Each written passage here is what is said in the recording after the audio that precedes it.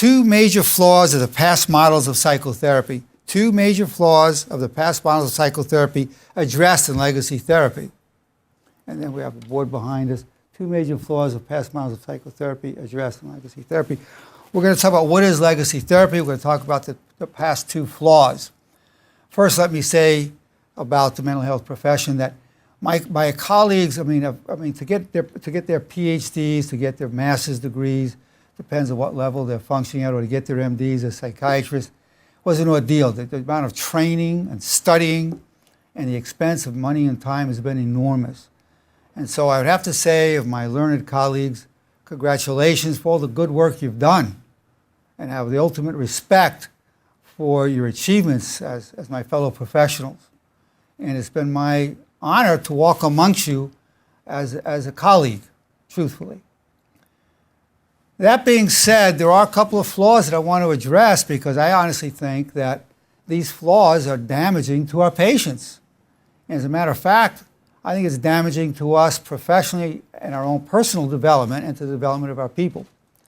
So that's why I highlighted those two flaws. That's why I addressed them. And I want to talk about legacy therapy and how we address it within this model of psychotherapy. Well, firstly, let me just say, in the legacy therapy model, the concept is this, that enshrined within your deepest struggle is the seed of your nobility, of your destiny, and your legacy. It's a very powerful concept because most people see their deepest struggles as a distraction from their lives. Oh, I was having a great life, and now I lost my job, I lost my marriage, lost my health, I have legal issues. So the concept is that there's a jewel within that. There's a power in that. It actually contains how you deal with it. You'll have the opportunity to bring forth your own nobility and actually to be able to better serve your own destiny and your own legacy.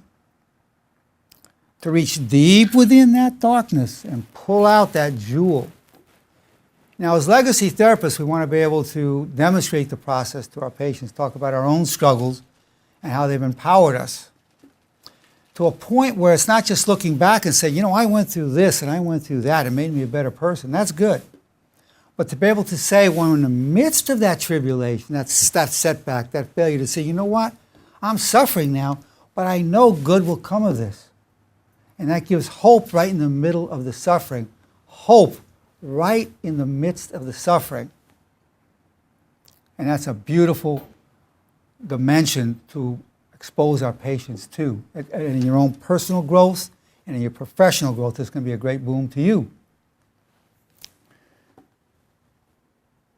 I use different examples. One example I use in my own life, I say, when I was 65, 10 years ago, my urologist said, we did the biopsy, you've got prostate cancer. And it's not a little bit, it's an intermediate amount, and it's somewhat aggressive, Gleason of 7.